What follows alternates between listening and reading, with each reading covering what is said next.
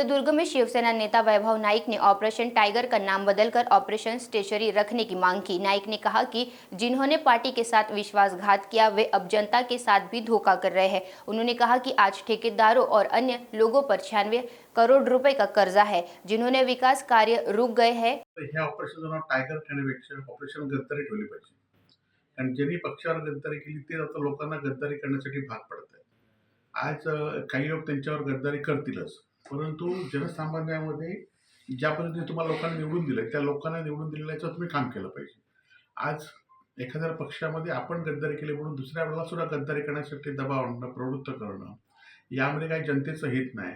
आज आपण बघितलं असेल की 96,000 पेक्षा जास्त कोटीची 1000 कोटीची देय आज ठेकेदार इतर लोकांकडे आहे आणि त्यामुळे आज सगळी कामं विकासाची ठप्प आहे।